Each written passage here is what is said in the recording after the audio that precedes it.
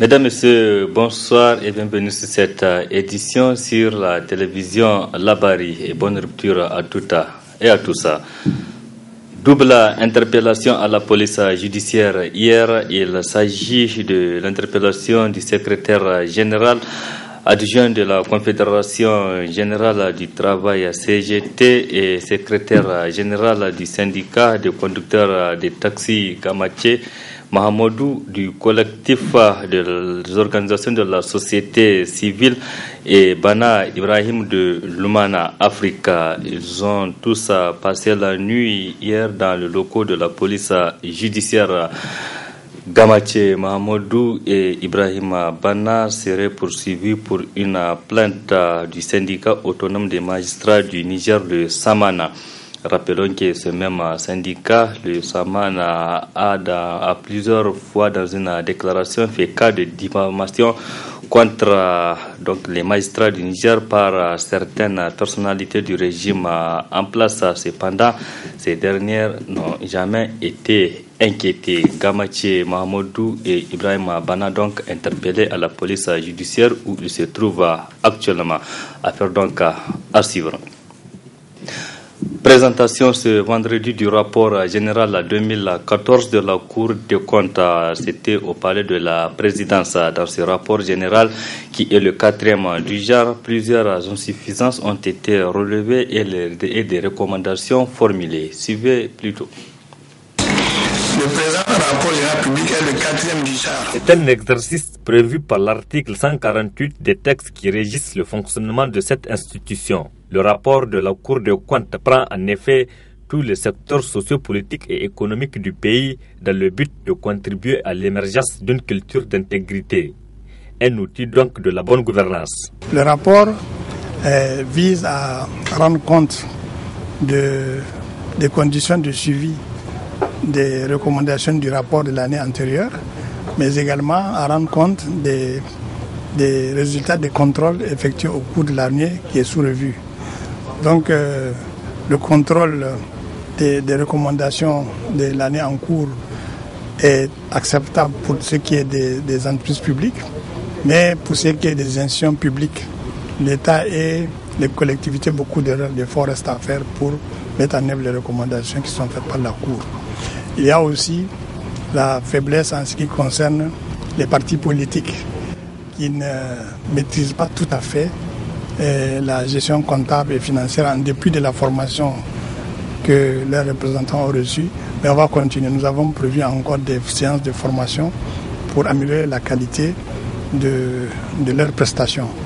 Il y a les déclarations de biens qui sont faites, mais il reste encore des améliorations à faire également. Maintenant, pour l'année sous revue, l'année 2014, donc, il y a un certain nombre de contrôles qui sont faits en ce qui concerne les comptes du trésorier général. Là, évidemment, il y a quelques faiblesses. Il y a les collectivités territoriales. C'est la même chose. Il y a beaucoup de faiblesses dans la gestion comptable et financière. Il y a le contrôle des entreprises publiques. Donc, les sociétés d'État, les sociétés d'économie, les EHPAD, tout. En recevant officiellement le rapport général 2014 de la Cour des comptes, le président de la République, Issoufou Mahamadou, a salué la qualité du travail abattu avant de réaffirmer son soutien aux membres de cette Cour. Il s'agit donc d'une institution que nous devons renforcer, dont nous devons renforcer les capacités au niveau des ressources financières, au niveau des ressources humaines. Cela fait partie des recommandations que vous nous soumettez. Je peux vous assurer que nous prendrons une disposition pour que ce renforcement puisse se faire dans les meilleures conditions afin que cet outil important de promotion de bonne gouvernance puisse assurer complètement, totalement sa mission telle que prévue par la Constitution et par les lois de la République. La présentation du rapport général 2014 de la Cour des comptes s'est déroulée en présence des différents membres de cette Cour et ceux du cabinet du président de la République. Entre autres insuffisances à relever dans ce rapport, c'est le refus par certains responsables de déclarer leurs biens conformément à la loi. Le mois béni de Ramadan tire à sa fin et la fin de ce mois de Ramadan est marquée par le prélèvement de la Zakat al-Fitr, comme la recommande donc la religion musulmane à tous les musulmans qui ont les moyens. Qu'est-ce que c'est que la Zakat al-Fitr? Réponse avec le prédicateur Ismaël Mohamed. La Zakat al-Fitr, c'est cette aumône qu'on accorde, n'est-ce pas, à des gens qui n'ont pas les moyens, n'est-ce pas, leur permettant alors, le jour même de la fête, qu'eux aussi, qu'ils se trouvent dans les bonnes conditions. Parce que l'objectif, c'est quoi? C'est que le jour de la fête, que l'intéressé puisse préparer pour avoir... Donc on peut le faire 3 jours avant, 2 jours avant, ou la veille. Mais ce qui est sûr, c'est qu'il ne faut pas la faire après le retour. Il faudra la faire. L'objectif, c'est de permettre à ceux qui n'ont pas les moyens d'avoir de quoi préparer. Donc il ne faudrait pas le faire à un moment très très coincé où il ne peut pas le faire. Et c'est ça l'objectif de cette zakat-là, qui est donc une sunna très très forte et que les musulmans, généralement, ils s'en acquittent. Je le disais tout à l'heure, le mois béni de Ramadan tire à sa fin à quelques heures de la fête de Ramadan. Les préparatifs vont bon train à tous les niveaux. C'est à l'image de la grande mosquée qui a fait sa toilette pour permettre aux fidèles de faire la prière de Idi dans de bonnes conditions d'hygiène. Le reportage est signé Ismaël Moumouni et Soumaïla Abdoulaye. Rendre propre la grande mosquée de Niamey qui va accueillir dans 48 heures les fidèles musulmans pour la prière du Idi à l'occasion de la fête de Ramadan.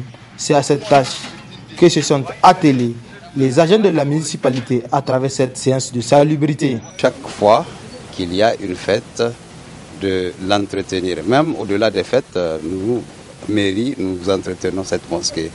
Donc vous constatez ce matin que nos hommes sont là. Ils ont procédé depuis avant-hier à l'enlèvement des ordures. Ce matin, ils ont balayé et ils ont fait le désherbage. Tout ça pour que le dimanche, la place puisse accueillir les fidèles musulmans pour leur prière. Je dirais que la propreté, c'est la santé. Et la santé, c'est tout le monde qu'elle concerne. Donc je demanderai à ces personnes-là vraiment de garder leur environnement très propre. Parce qu'un environnement insalubre est source de maladies.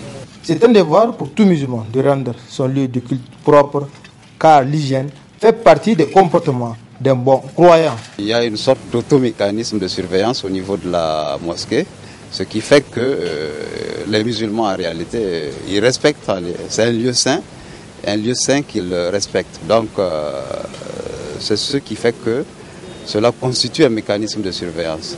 De toutes les façons, nous sommes là. Nous sommes au niveau de la ville de Niamey, responsables de cette mosquée-là, de sa propreté. Et nous allons l'entretenir chaque fois que de besoin. Cette séance de salubrité, initiée par les agents de la municipalité, entre dans le cadre des préparatifs de la fête de l'Aïd el-Fitr.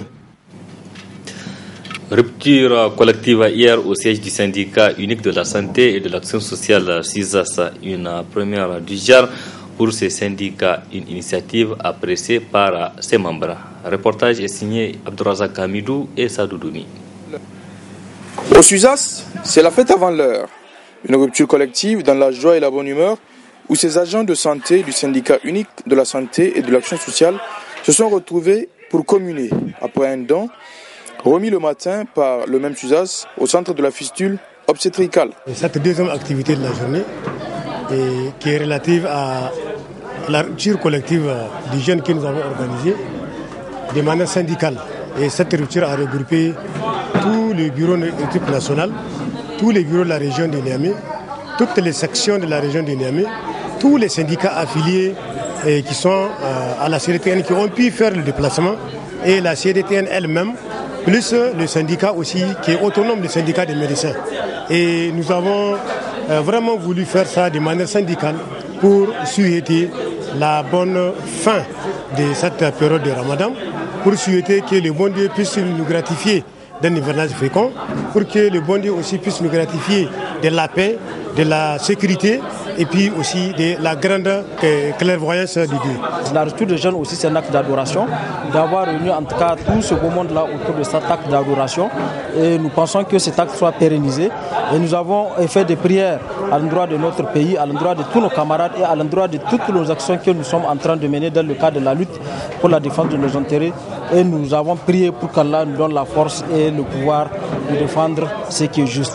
Nous lançons aussi une prière, en tout cas à l'endroit de nos camarades disparus. Nous lançons aussi une prière à l'endroit de nos camarades qui n'ont pas pu effectuer le déplacement. Et nous lançons une prière à l'endroit de tout le pays, en tout cas pour que Allah descende sa miséricorde sur notre pays et qu'il nous gratifie d'un hivernage fécond. Une rupture placée sous le signe de la solidarité syndicale. Vous savez, le syndicat, nous disons tous qu'il est laïque au Niger.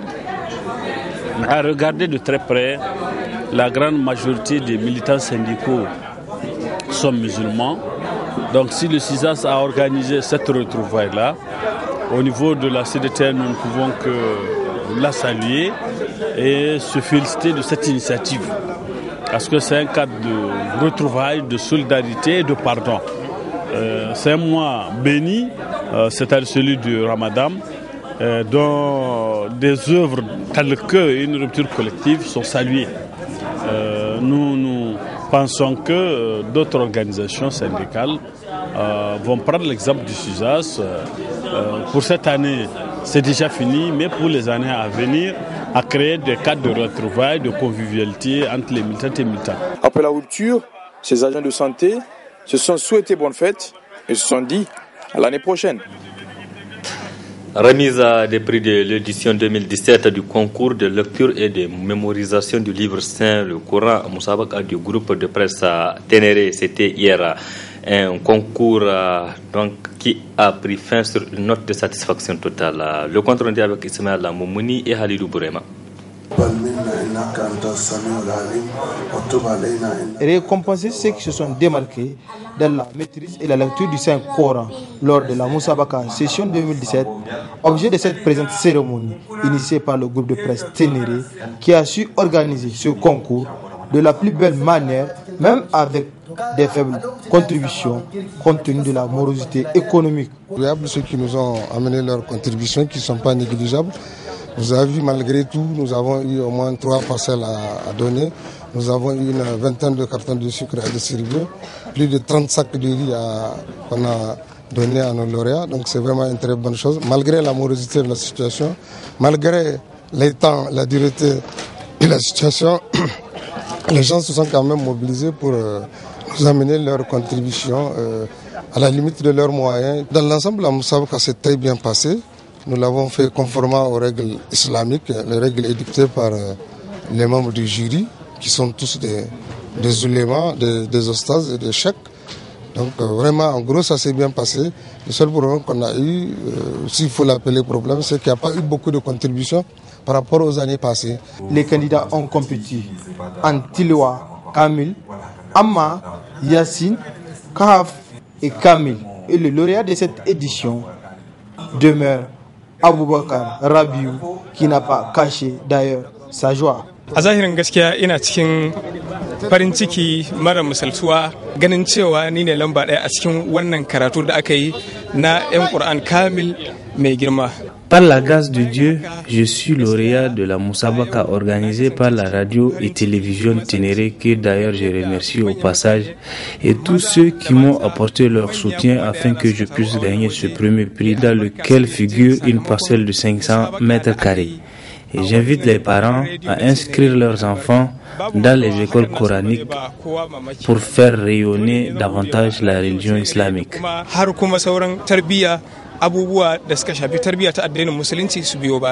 Cette remise de prix pour ces 5 récipiendaires marque ainsi la fin de la Moussabaka du groupe de presse Ténéré. Rendez-vous est pris alors pour l'année prochaine pour l'édition 2018.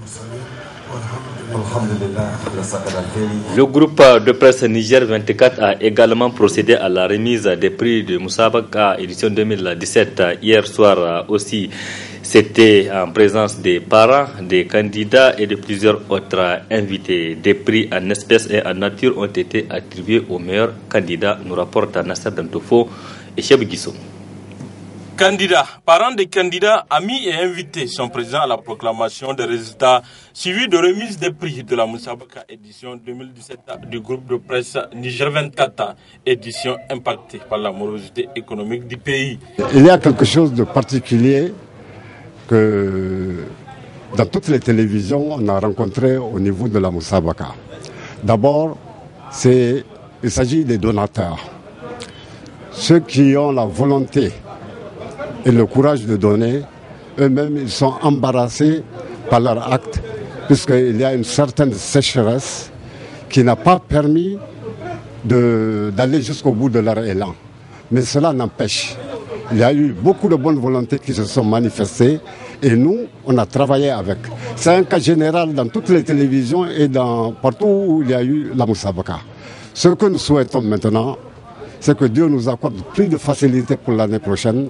Parce que ces jeunes qui viennent faire la lecture du Saint-Coran, il faut les motiver, il faut les encourager. Mais tant bien que mal, le comité d'organisation a si bien géré le cours. C'est ainsi les différentes catégories, à savoir les 2 hizb, 6 hizb, le quart du Coran, le demi-Coran et le Coran en entier, les 3 premiers de chaque catégorie ont été primés. Vivement donc l'édition 2017. Après 3 semaines de formation en technique de lutte contre le terrorisme, quelques éléments du groupe d'intervention de la police nationale étaient hier soir à l'hôtel Solix pour recevoir leur attestation de fin de stage. Cette formation rentre dans le cadre d'une fructueuse coopération entre le Niger et les États-Unis d'Amérique, notamment en cette matière. Faisons le point tout de suite avec Adam Soumana et Aboubakar Souley. Ils sont au total 12 éléments du groupe d'intervention de la police nationale à être à l'école du programme d'aide de lutte contre le terrorisme du département d'État américain, et ce pendant 3 semaines. Une formation qui vise à sécuriser davantage les frontières nationales, voire au-delà contre le terrorisme. Vous devriez tous être fiers de vos contributions individuelles à la paix et la sécurité du Niger et de la région. En effet, le terrorisme n'a pas de frontières et la nécessité de préparer nos services de sécurité est maintenant plus importante que jamais. C'est mon espoir que les compétences acquises par le personnel du groupe d'intervention de la police nigérienne par le biais des programmes de formation tels que secours avancé de forces d'intervention rapide seront versés à la capacité de réponse aux crises de la police nationale pendant de nombreuses années à venir. Je félicite les officiers qui ont suivi cette formation, certains des meilleurs et les plus brillants au Niger. Et je les mets au défi de partager sans cesse les connaissances, leurs compétences et leurs habiletés avec leurs collègues tout au long de leur carrière. Occasion pour le premier responsable de l'unité de la police nationale dont les éléments ont acquis cette formation de remercier de prime abord l'ambassade des États-Unis pour cet appui inestimable et la rassurer de faire bon usage des techniques apprises. Ce que vous venez d'apprendre, c'est quelque chose de bénéfique pour nous tous, car nous avons aujourd'hui des menaces un peu partout, à savoir le terrorisme, le grand banditisme, auquel nous faisons maintenant face, car chaque jour maintenant, on nous sollicite de gauche à droite par rapport à ça. Je ne saurais terminer sans rassurer les autorités américaines que vraiment, que nous en ferons un bon usage. Ce renforcement des capacités opérationnelles des éléments de la police nationale permettra sans nul doute de sécuriser davantage le Niger, d'où la poursuite de cette coopération en la matière s'avère plus que nécessaire. Je le disais dans les titres, mouvement d'humeur ce vendredi matin à la Samaria Sabongari. Les parents des orphelins parrainés par l'ONG Qatar Charity menacés de fermeture se sont donné rendez-vous à cette Samaria pour exprimer leur mécontentement, mais aussi lancer un cri de cœur aux autorités nigériennes. Reportage signé Ismaël Moumouni et Ismaël Abdoulaye.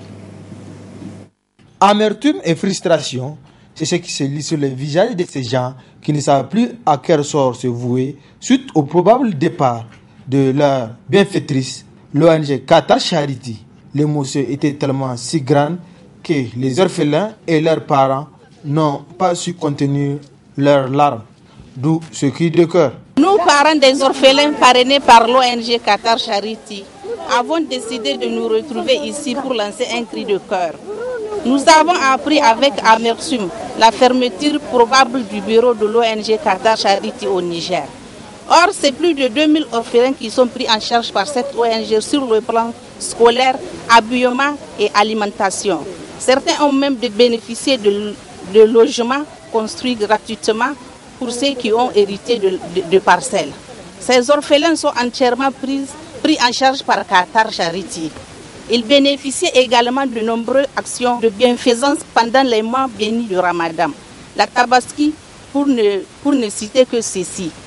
C'est face à cette situation que nous avons procuré beaucoup que nous lançons un appel au gouvernement par rapport à la situation de nos enfants. Nous estimons que les plus hauts responsables de ce pays trouveront une solution pour assurer et garantir l'avenir de ces enfants. En rappel, certains pays du Golfe, notamment l'Arabie Saoudite, le Yémen, les Émirats Arabes Unis et le Bahreïn, ont suspendu leurs relations diplomatiques avec le Qatar. Ces pays accusent Doha de soutenir les terroristes, Al-Qaïda, État islamique et la confrérie des frères musulmans. Après cette annonce, plusieurs autres pays ont emboîté le pas.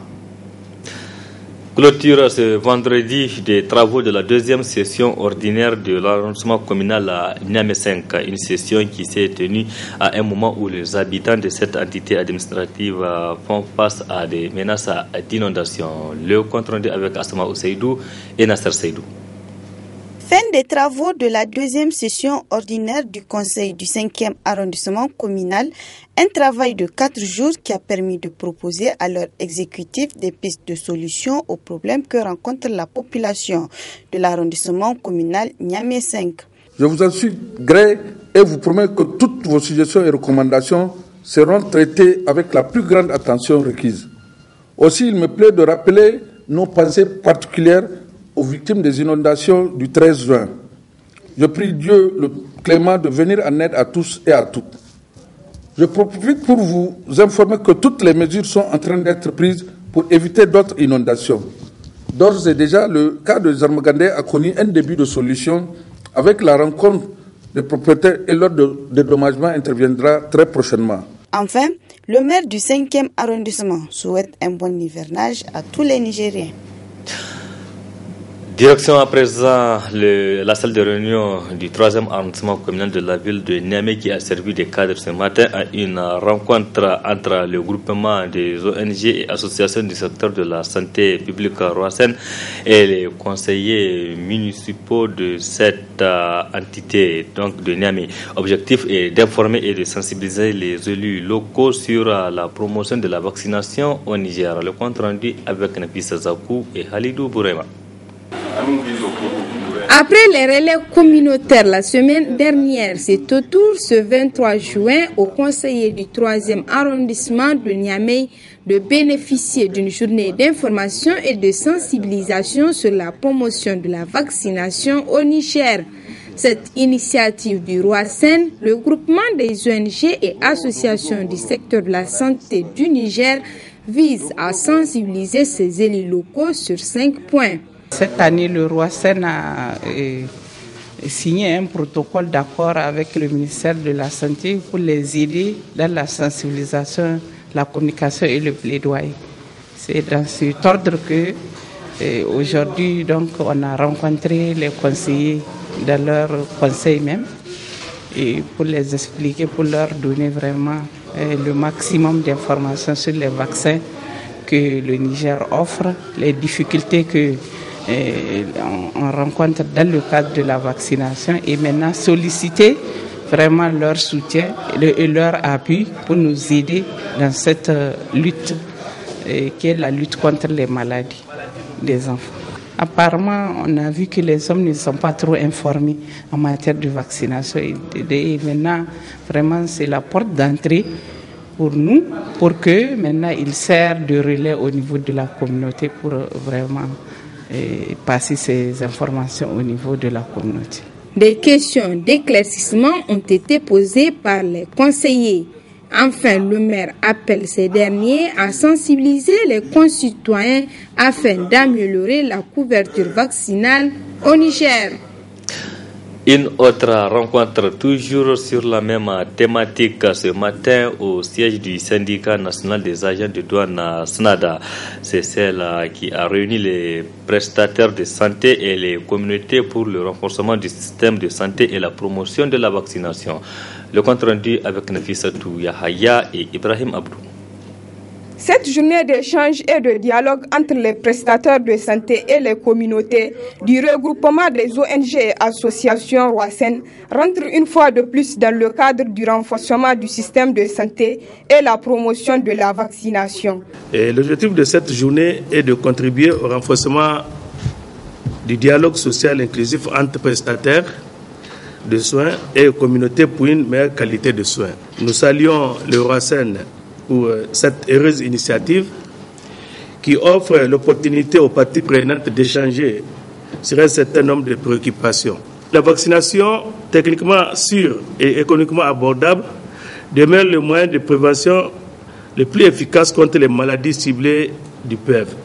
Elle reste disponible et gratuite dans tous les centres de santé intégrés de nos villes et villages. Population de Niamey, autorités politiques, administratives et coutumières, et religieuses, organisations à base communautaire et relais mobilisateurs, j'en appelle à votre conscience individuelle et collective.